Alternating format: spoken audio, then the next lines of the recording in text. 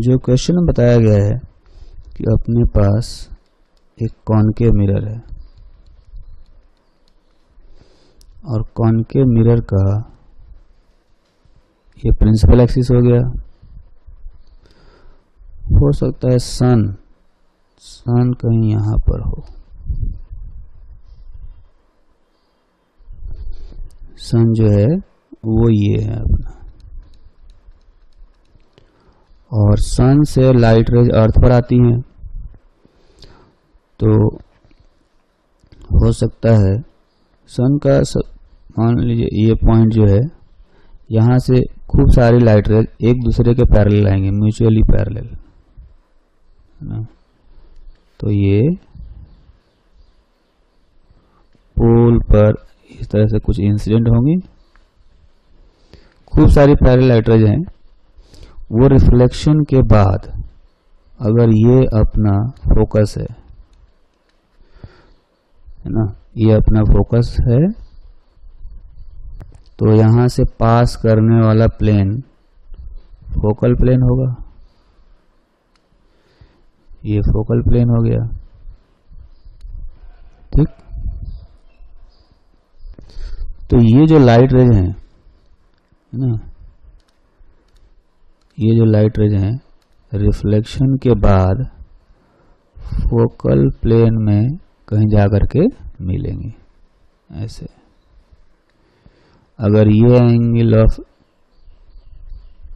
Incidence था θ/2, तो angle of reflection ये भी θ/2 होगा, तो ये लाइट रे यहाँ पर जाकर के मिलेंगे। अगर ये पॉइंट ए था तो इस पॉइंट ए का इमेज यहाँ पर बनेगा a', ठीक है। उसी तरह से ये जो नीचे वाला पॉइंट है B, यहाँ से भी खूब सारी पैरेलल लाइट रे जाएंगे ऐसे, है ना, पोल तक, और यहाँ से रिफ्लेक्शन के बाद ये जाए करके यहाँ पर मिलेंगे B' पर, ये भी जो है फोकल प्लेन पर ही जाकर के मिलेंगी। तो ये अपना a', जो है ये इमेज हो गया सन का, और ये इमेज जो है एक तरह से कहें तो इन्वर्टेड बना हुआ है, जो पॉइंट ऊपर था उसका इमेज नीचे बना है और जो पॉइंट नीचे था उसका इमेज ऊपर बना है, ठीक है।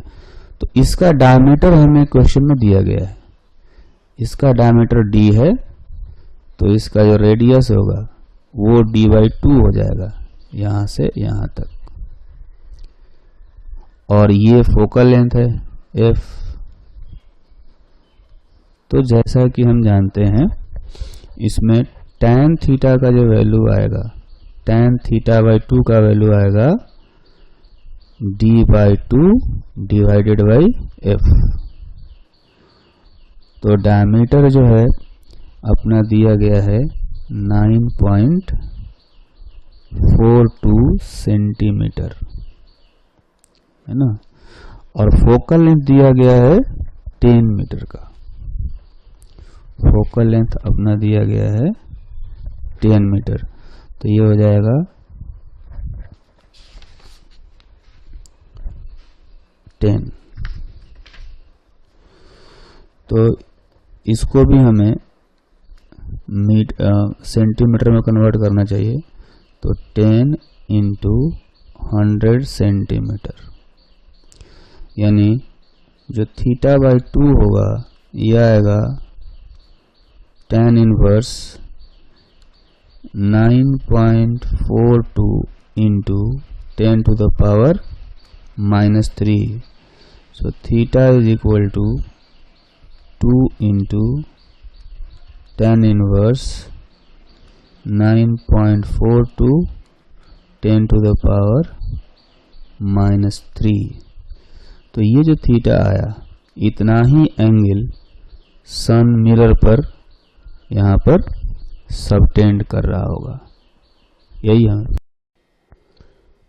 तो मिरर फॉर्मूला डिराइव करने के लिए या मिरर फॉर्मूला को यूज करने के लिए हमें एक साइन कन्वेंशन की ज़रूरत होती है। तो अभी हम जानेंगे कि साइन कन्वेंशन जो है वो मिरर में कैसा होता है। Sign convention.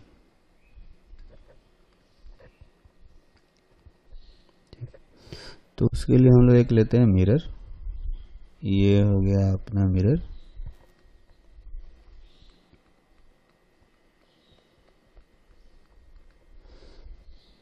ठीक, ये प्रिंसिपल एक्सिस,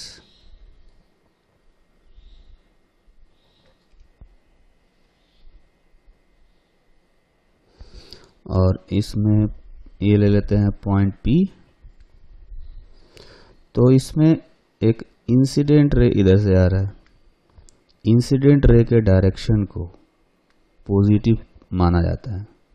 ठीक है, इंसिडेंट रे का जो डायरेक्शन है उसको पॉजिटिव माना जाता है, और सारे डिस्टेंसेज पोल से मेजर किए जाते हैं। तो पहला साइन कन्वेंशन में ये ध्यान रखना है कि all the distances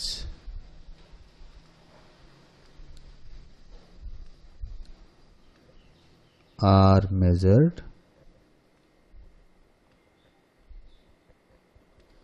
from pole। ठीक, तो इसलिए जो पोल है वो हमारे लिए ऑरिजिन बन जाएगा।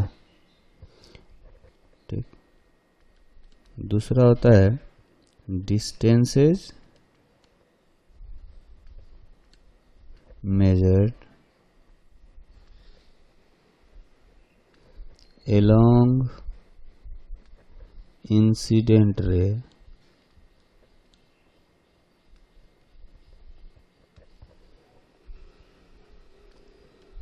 are taken positive and opposite to incident ray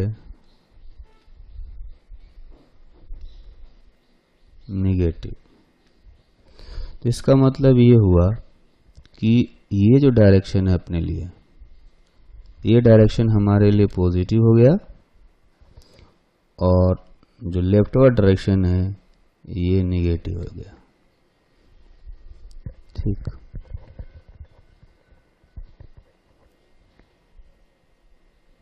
इसमें थर्ड पॉइंट ध्यान रखना है कि distances measured above principal axis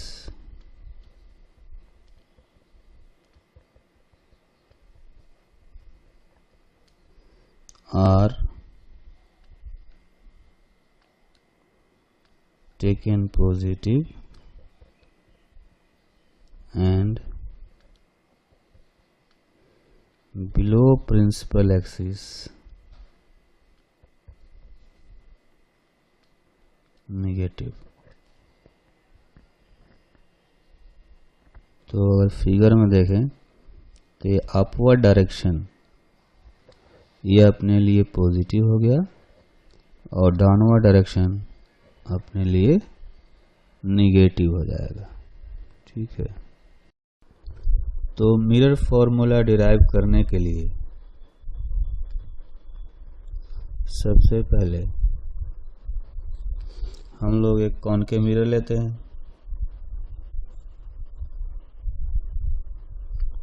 ये अपना मिरर है,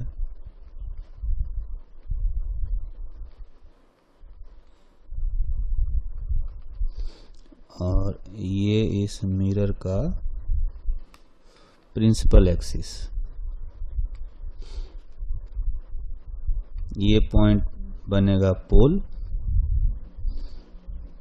और ये हो गया focus.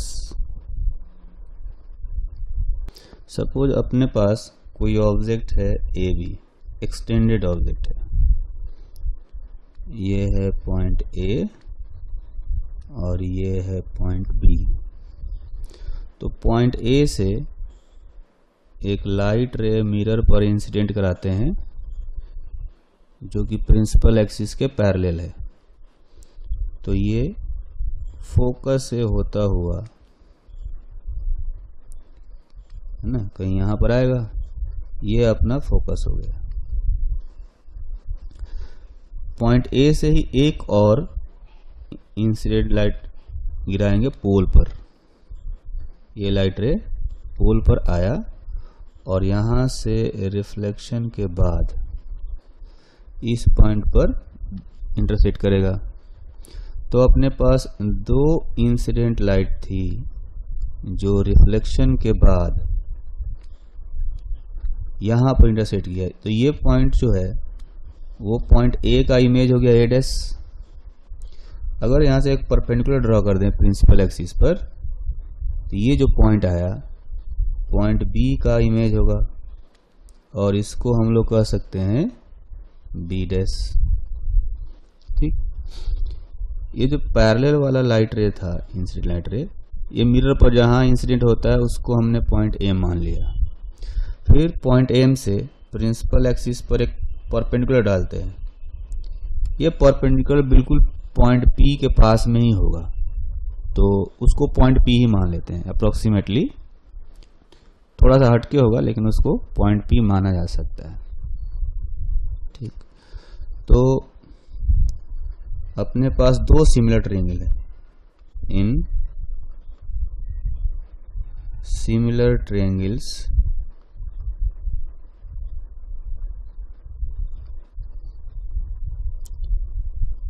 A, B, P and A dash, B dash and P, है ना। अब ये जो ट्रायंगल हमें दिख रहे हैं ये सिमिलर इसलिए है क्योंकि यहाँ पर वाला एंगल इनका, ये वाला एंगल और ये वाला एंगल इक्वल है। अच्छा, साथ में ये 90 डिग्री, इसमें भी एक 90 डिग्री, तो थर्ड वाला एंगल जो होगा दोनों ट्रायंगल में वो भी इक्वल होगा, इसलिए ये दोनों सिमिलर ट्रायंगल हो गए। तो सिमिलर ट्रायंगल में साइड्स का रेशियो इक्वल होता है। तो हम लोग क्या करेंगे, A dash B dash divided by A B, है ना। ये वाला हाइट इमेज का हाइट और ये ऑब्जेक्ट का हाइट, ये दोनों इक्वल होने चाहिए। उसी तरह से तो A dash B dash divide by A B जो होगा वो इनका जो बेस है, बेस का रेशियो के इक्वल होगा। तो A dash B dash P में बेस है बी डैश पी और ए बी पी ट्रायंगल में बेस है बी पी, है ना। तो ये अपने पास एक इक्वेशन आ गया। इसी तरह से और दो सिमिलर ट्रायंगल हैं। In similar triangles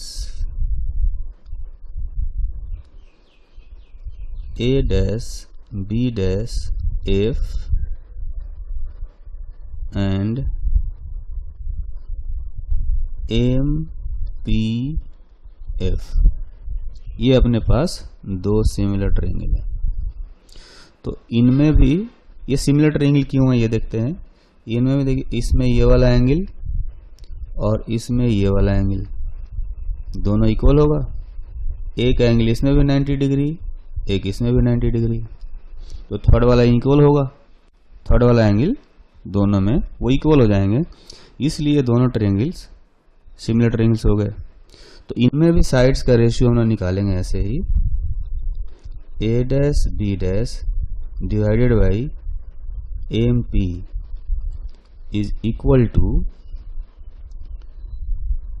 B dash F divided by F P. अब इसमें फिगर में देख सकते हैं कि जो हाइट एम पी है वो ए बी के इक्वल है।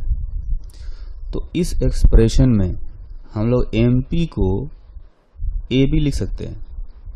ये हो गया A dash B dash divided by A B is equal to B dash F divided by F P.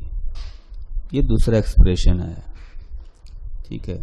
अब ये दोनों एक्सप्रेशन को सोल्व करते हैं। Solving equation 1 and equation 2। तो ये आएगा B dash P divided by B P is equal to B dash F divided by F P. ये इक्वेशन आया अपना थर्ड इक्वेशन। अब इनका B dash P B P जो भी एक्सप्रेशन में टर्म लिख रहे हैं इनका हम लोग लेंथ लिखेंगे। ठीक है, ये जो अपना फिगर है, इस फिगर में ये राइटवर्ड डायरेक्शन पॉजिटिव होगा क्योंकि इंसिडेंट रे लेफ्ट से राइट आ रहा है, और लेफ्टवर्ड डायरेक्शन निगेटिव होगा, है ना। इनफैक्ट इस फिगर में फोकस, ऑब्जेक्ट डिस्टेंस और इमेज डिस्टेंस सारे निगेटिव होंगे क्योंकि सारे पोल से लेफ्ट साइड में है ना। तो इसमें अगर फिगर में देखें तो बी डैश पी जो है वो इमेज डिस्टेंस के इक्वल होना चाहिए, है ना। From figure and using sign convention b dash p is equal to minus v। अच्छा, इसी फिगर में जो bp डिस्टेंस है, b से p तक का डिस्टेंस, ये अपना ऑब्जेक्ट डिस्टेंस है। तो हम लोग लिख सकते हैं यहाँ पर bp is equal to minus u। उसी तरह से फिगर में देखें एक डिस्टेंस है एफ पी, फोकस से पोल के बीच का डिस्टेंस। तो एफ पी को हम लोग लिख सकते हैं माइनस एफ। अच्छा, अपने पास जो एक्सप्रेशन 3 है, इस एक्सप्रेशन में एक और टर्म है बी डैश एफ। इस बी डैश एफ को इस फिगर में देखें तो बी डैश एफ को हम लोग लिख सकते हैं B dash P minus F P. तो ये हो जाएगा B dash P minus F P. तो अब यहीं पर हमने बी डैश पी जो है वो लिखा हुआ है माइनस वी, और एफ पी जो है वो है अपना माइनस एफ। तो ये हो गया एफ माइनस वी। अब ये सारे वैल्यूज एक्सप्रेशन 3 में रखते हैं। तो एक्सप्रेशन 3 में जब रखेंगे तो बी डैश पी का वैल्यू हो गया माइनस वी, बी पी का वैल्यू हो गया minus U is equal to B dash F का वैल्यू आया एफ माइनस वी, और एफ पी का वैल्यू आया माइनस एफ। तो इनको अगर रीअरेंज करेंगे तो हम लोग यहाँ से ये एक्सप्रेशन डिराइव कर सकते हैं, और ये हो गया अपना मिरर फॉर्मूला।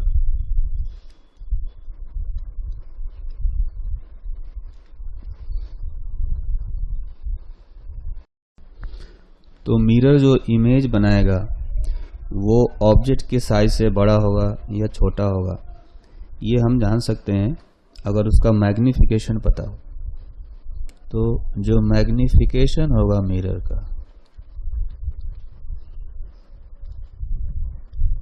मिरर जो मैग्निफिकेशन प्रोड्यूस करेगा उसके बारे में जानते हैं। सपोज ये हमने लिया है एक concave mirror,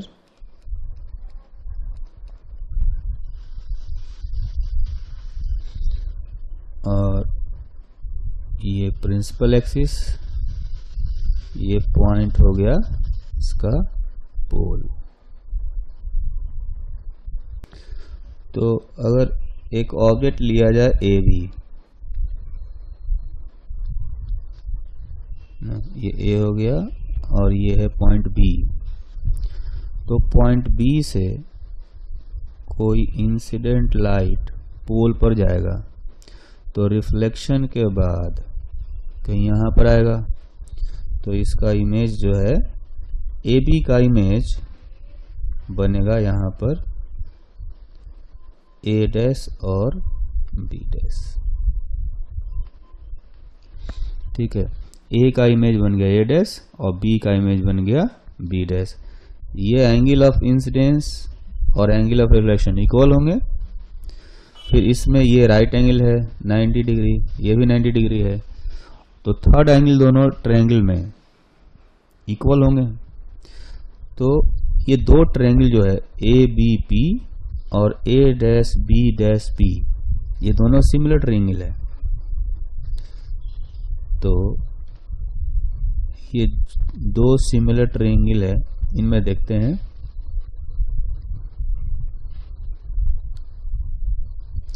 in similar triangles ABP and A dash B dash P, तो इसमें जो हाइट है दोनों ट्रायंगल्स का, यानी कि A dash B dash divided by AB is equal to, दोनों का बेस का रेशियो का इक्वल होना चाहिए, यानी कि A dash P divided by AP, है ना। सिमिलर ट्रायंगल्स में साइड्स का रेशियो इक्वल होता है, इसलिए ऐसा हम लिख सकते हैं। तो साइन कन्वेंशन के according A dash B dash जो है वो इमेज का हाइट है, तो A डैश B डैश को हम लोग लिख सकते हैं माइनस HI, माइनस इसलिए क्योंकि प्रिंसिपल एक्सिस के नीचे बना है इमेज, है ना। और उसी तरह से जो AB है, AB हाइट ऑफ ऑब्जेक्ट हो गया, तो इसको हम लिख सकते हैं हाइट ऑफ ऑब्जेक्ट, ठीक। और A डैश P एक्चुअली में बन जाएगा इमेज डिस्टेंस, और वो जो है निगेटिव में होना चाहिए, क्योंकि इंसिडेंट रे अपना आया है राइटवर्ड डायरेक्शन में, तो हमारे लिए पॉजिटिव डायरेक्शन इधर है, निगेटिव डायरेक्शन इधर है। उसी तरह से यहाँ से ऊपर पॉजिटिव है और यहाँ से नीचे भी निगेटिव है। तो इस साइन कन्वेंशन के अकॉर्डिंग जो A डैश P है वो इमेज डिस्टेंस है -v, और जो AP है, AP वो हो जाएगा ऑब्जेक्ट डिस्टेंस, वो भी निगेटिव में होगा, तो उसको लिखेंगे -u, यानी height of image divided by height of object, ये हो जाएगा इक्वल टू -v/u। तो अपना मैग्निफिकेशन जो होता है, इमेज का मैग्निफिकेशन लिखा जाता है m is equal to height of image divided by height of object is equal to -v/u, है ना। तो फाइनली कहा जा सकता है कि m is equal to height of image by height of object is equal to -v/u। ये हो गया अपना मैग्निफिकेशन का फॉर्मूला। अब मैग्निफिकेशन से हम ये जान सकते हैं कि जो इमेज है वो इरेक्ट होगा या इन्वर्टेड होगा, साइज में बड़ा होगा या छोटा होगा, है ना, ये पता कर सकते हैं। तो if magnification m is greater than 0, then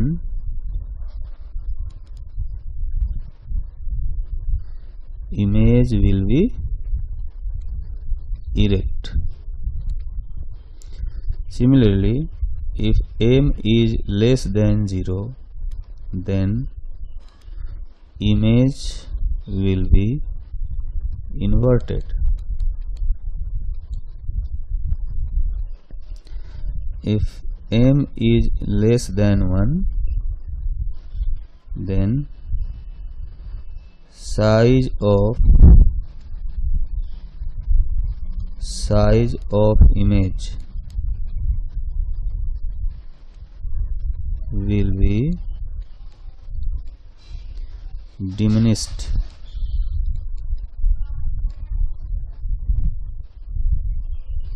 That means जो इमेज का साइज होगा वो ऑब्जेक्ट से छोटा होगा।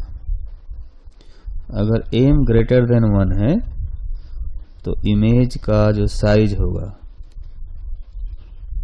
वो बड़ा हो जाएगा, यानी एनलार्ज्ड इमेज बनेगा। अगर m इक्वल टू 1 हो गया, इसका मतलब साइज इमेज का जो होगा वो ऑब्जेक्ट के साइज के इक्वल होगा।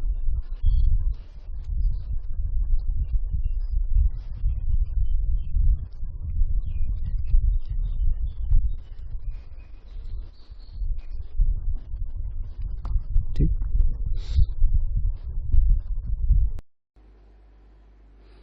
तो कर्व्ड मिरर के केस में रे डायग्राम ड्रॉ करने के लिए कम से कम हमें 5 पॉइंट्स का ध्यान रखना होता है।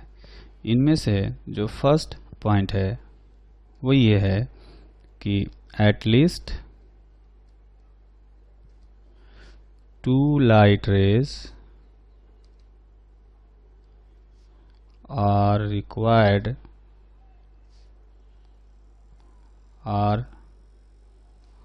required to locate the image of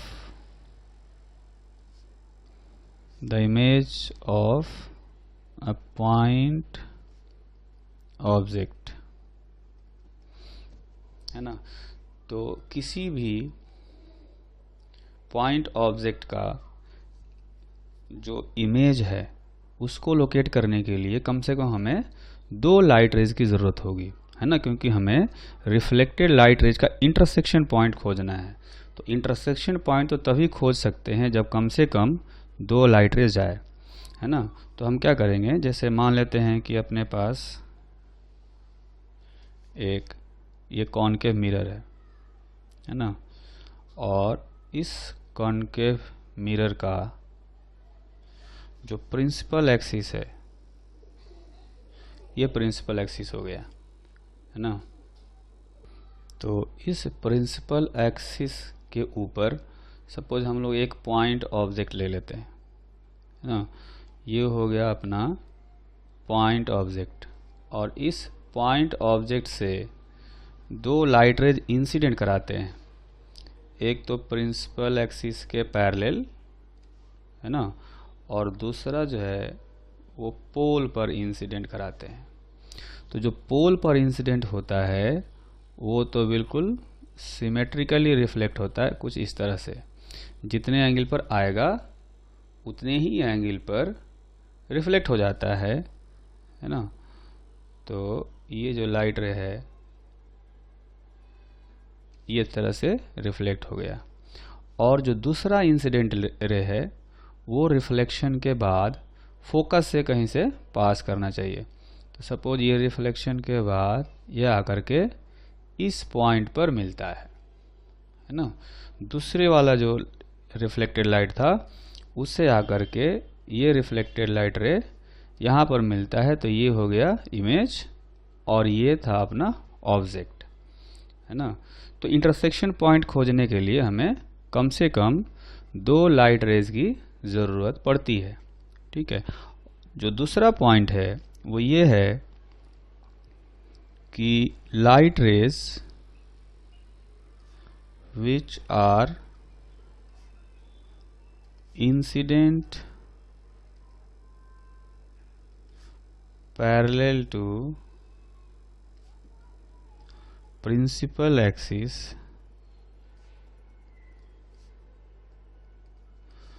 pass through focus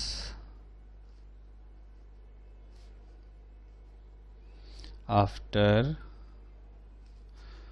a reflection from the mirror, है ना। तो अगर कोई लाइट रे प्रिंसिपल एक्सिस के पैरेलल इंसिडेंट होता है तो रिफ्लेक्शन के बाद जो है वो फोकस से पास करता है। ये हमें दूसरा पॉइंट ध्यान रखना होगा, ठीक है। तो जैसा कि हम लोग ये कॉनकेव मिरर ले रहे हैं, और ये हो गया इस मिरर का प्रिंसिपल एक्सिस। ठीक, अब इस प्रिंसिपल एक्सिस के पैरेलल कोई लाइट रे आए ना, सपोज ये लाइट रे प्रिंसिपल एक्सिस के पैरेलल आया, तो रिफ्लेक्शन के बाद ये जो है ये फोकस से पास करेगा। तो इंसिडेंट रे ये था और रिफ्लेक्टेड रे ये है। तो ये प्रिंसिपल एक्सिस से जहाँ भी मिल रहा होगा वो फोकस होगा, है ना। तो ये रिफ्लेक्शन के बाद फोकस पर मिलता है प्रिंसिपल एक्सिस से। ठीक है, दूसरा पॉइंट हो गया। अब आते हैं थर्ड पॉइंट पर। थर्ड पॉइंट है कि light raise which are incident at pole are reflected symmetrically। तो सिमेट्रिकली रिफ्लेक्शन का मतलब हुआ कि जितने एंगल पर इंसिडेंट होगा उतने ही एंगल पर ये रिफ्लेक्ट हो गया प्रिंसिपल एक्सिस के अबाउट, ये सिमेट्रिक रिफ्लेक्शन हो गया, है ना। जैसा कि एक डायग्राम से हम समझते हैं, सपोज ये हमें मिरर है, हमें ये कॉनकेव मिरर दिया गया और इस कॉनकेव मिरर का सपोज ये है प्रिंसिपल एक्सिस, है ना। तो इस प्रिंसिपल एक्सिस पर एक लाइट रे हम लोग इंसिडेंट कराते हैं, है ना। ये सपोज लाइट रे इंसिडेंट हुआ, तो जब ये रिफ्लेक्ट होगा तो ये बिल्कुल प्रिंसिपल एक्सिस के अबाउट सिमेट्रिकली रिफ्लेक्ट होगा। सिमेट्रिकली रिफ्लेक्ट होने का मतलब हुआ कि ये जितने एंगल पर इंसिडेंट हुआ था उतने ही एंगल पर ये रिफ्लेक्ट हो जाएगा, है ना। तो इंसिडेंट तो हुआ था ऐसे थीटा एंगल पर और रिफ्लेक्ट हुआ इसी तरह से थीटा एंगल पर। तो प्रिंसिपल एक्सिस के अबाउट सिमेट्री है, इसलिए कहा गया कि ये सिमेट्रिकली रिफ्लेक्ट होता है ना।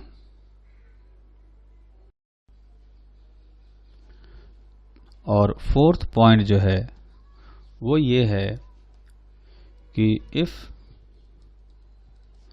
Incident light passes through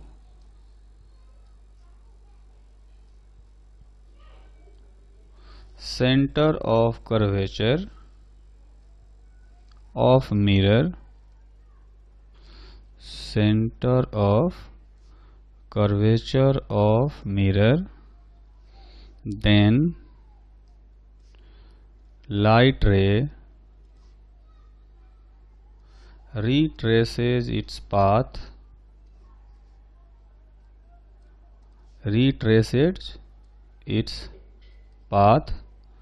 after reflection from the mirror, है ना। तो इसमें हम क्या करेंगे कि एक मिरर बना करके समझते हैं। सपोज ये मिरर हो गया, कॉनकेव मिरर, और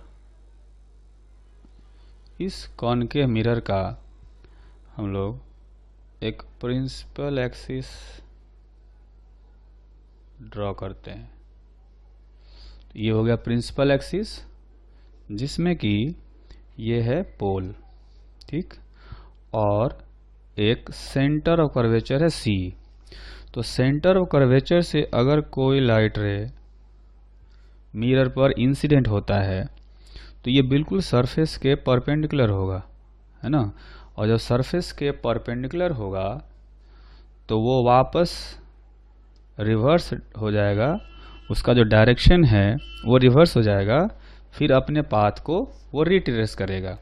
तो फोर्थ पॉइंट जो है उसका मतलब यही है ना। और जो फिफ्थ पॉइंट है वो है कि if incident light ray passes through focus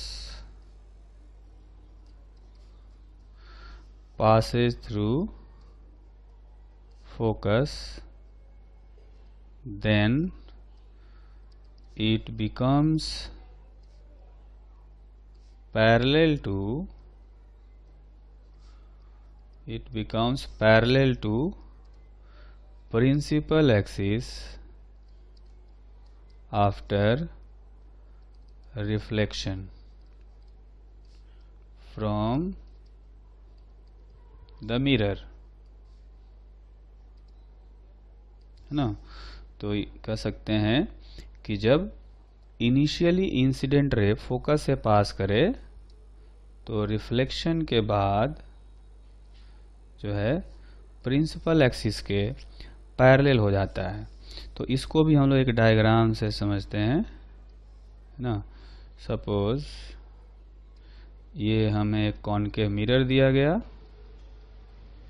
है ना, और इस कॉनकेव मिरर का ये एक प्रिंसिपल एक्सिस हो गया, ठीक है। और अगर ये प्रिंसिपल एक्सिस है तो इसका एक फोकस भी होगा। तो इस फोकस से कोई लाइट रे इंसिडेंट हो पास करता हुआ, है ना, ये फोकस है, इस फोकस से पास करता हुआ लाइट रे इंसिडेंट हो तो रिफ्लेक्शन के बाद ये लाइट रे प्रिंसिपल एक्सिस के पैरेलल हो जाएगी, है ना, कुछ इस तरह से। तो इंसिडेंट लाइट आया जो कि फोकस से पास कर रहा था और रिफ्लेक्शन के बाद ये प्रिंसिपल एक्सिस के पैरेलल हो गया। तो कुल मिलाकर ये 5 पॉइंट हमने पढ़े, ये पांचों पॉइंट हमें याद रखना चाहिए, तब हम किसी भी ऑब्जेक्ट का इमेज जो है वो लोकेट कर सकते हैं रे डायग्राम ड्रॉ करके, ठीक है। कोई मिरर किसी ऑब्जेक्ट का इमेज जिस पोजीशन पर बनाएगा उस पोजीशन को पता करने के 2 तरीके हैं। एक तो हम लोग मिरर फॉर्मूला अप्लाई करके पता करते हैं और एक और तरीका होता है रे डायग्राम से। तो अभी हम लोग रे डायग्राम ड्रॉ करके किसी एक्सटेंडेड ऑब्जेक्ट का इमेज पता करने की कोशिश करेंगे।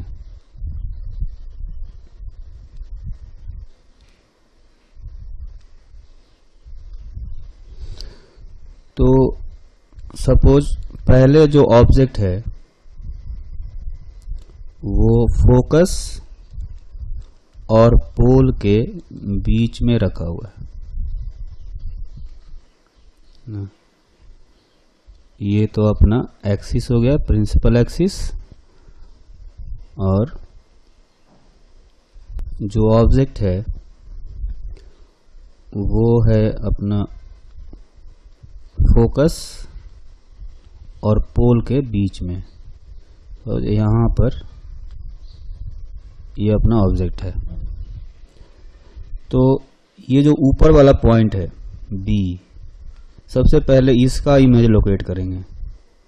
यहाँ से हमने एक लाइट रे प्रिंसिपल एक्सिस के पैरेलल इंसिडेंट कराया, तो ये रिफ्लेक्शन के बाद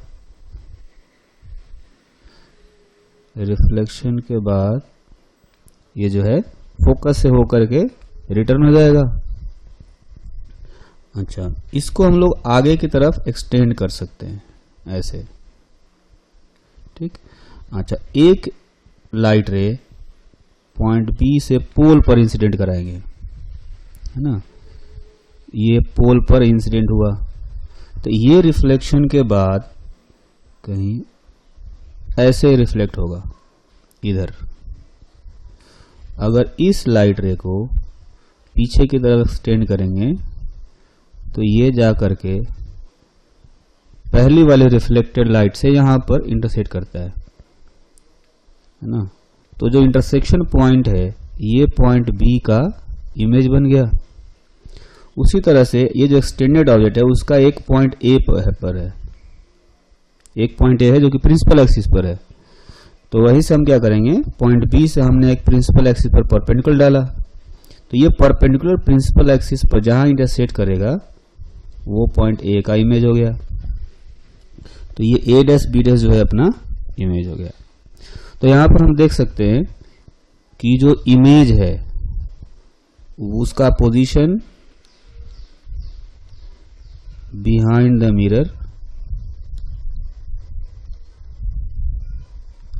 होना चाहिए। अच्छा, जो इमेज है वो वर्चुअल होगा क्योंकि रिफ्लेक्टेड लाइट रेज एक्चुअली में इंटरसेक्ट नहीं कर रही, उनको हमने एक्सटेंड करके मिलाया है। अच्छा, एनलार्ज्ड इमेज होना चाहिए।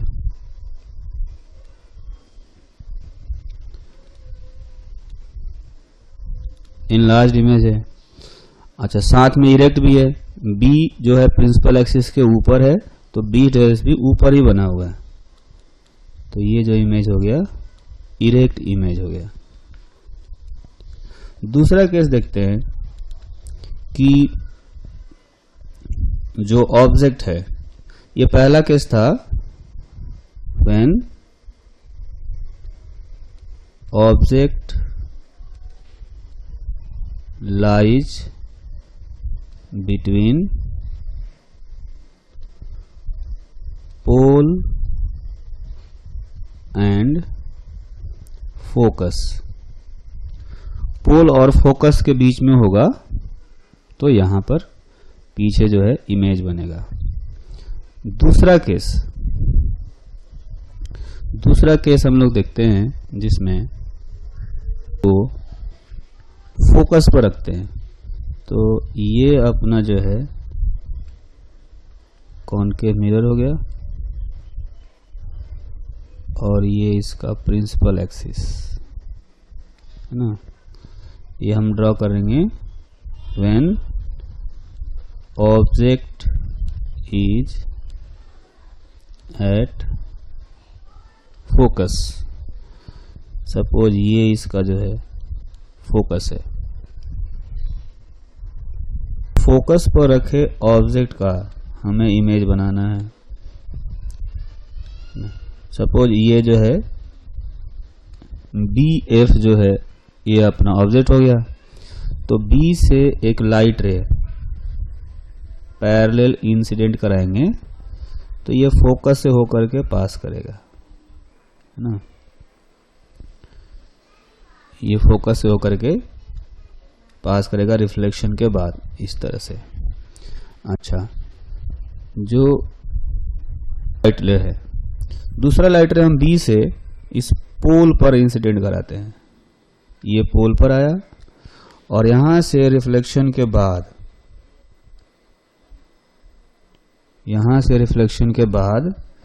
ये कुछ इस तरह से रिफ्लेक्ट होगा।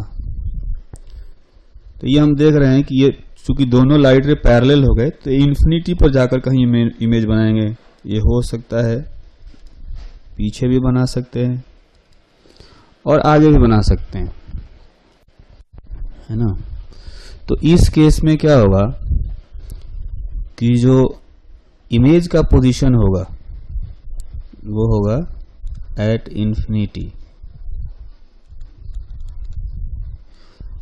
इन्फिनिटी और मे बी रियल और वर्चुअल। फोकस से हल्का सा अगर पोल की तरफ हो, फोकस से थोड़ा सा राइट हो तो वर्चुअल हो जाएगा, फोकस से थोड़ा सा लेफ्ट हो अगर ऑब्जेक्ट तो रियल ऑब्जेक्ट हो जाएगा। हाईली मैग्नीफाइड इमेज बनेगा। इमेज जो होगा हाईली मैग्नीफाइड होगा और साथ में ये अगर रियल हुआ तो इन्वर्टेड होगा, अगर वर्चुअल हुआ तो इरेक्ट होगा।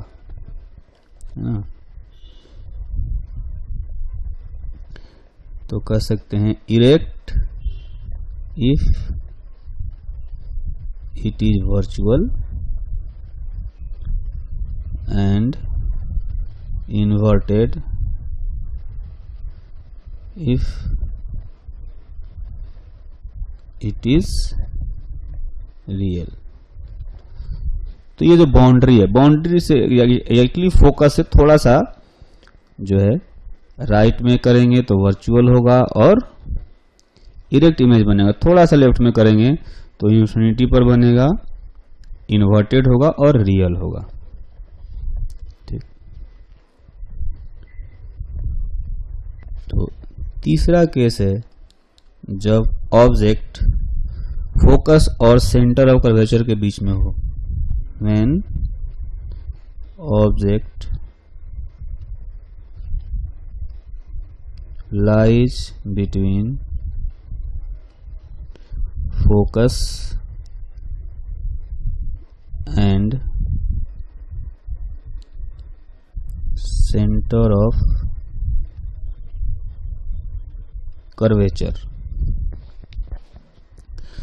तो इस केस में हम लोग रे डायग्राम ड्रॉ करेंगे। तो ये हो गया अपना मिरर,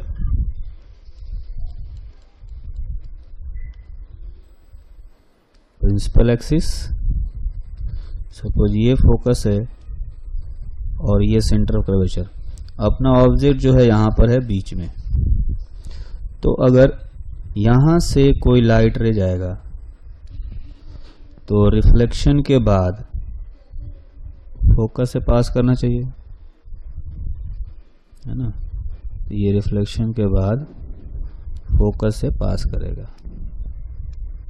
ऐसे। ठीक, अच्छा, एक लाइट रे हम लोग पोल पर इंसिडेंट करा सकते हैं। तो पोल पर जो लाइट रे जाएगा इस तरह से, वो रिफ्लेक्शन के बाद जो है वो कहीं यहां पर आकर के इंटरसेक्ट करेगा, है ना। तो यहां पर अगर ये पॉइंट बी था तो पॉइंट बी का इमेज यहां पर बन गया बी डैश, क्योंकि दोनों लाइट रे हमने पॉइंट बी से निकाला था और उनका रिफ्लेक्टेड लाइट रे जो है वो बी डैश पर मिल रहा है। तो उसी तरह से पॉइंट ए का जो इमेज है वो एक्सिस पर ही आएगा और वो ए डैश होगा। तो यहां पर हमने क्या देखा कि जो इमेज है उसका लोकेशन हो जाएगा सी और इन्फिनिटी के बीच में, है ना। So image is formed beyond C, और we can say that image lies between centre of curvature and infinity. तो इमेज जो है वो रियल होगा, इन्वर्टेड होगा, और जैसा कि फिगर में दिख रहा है एनलार्ज भी होना चाहिए। ठीक,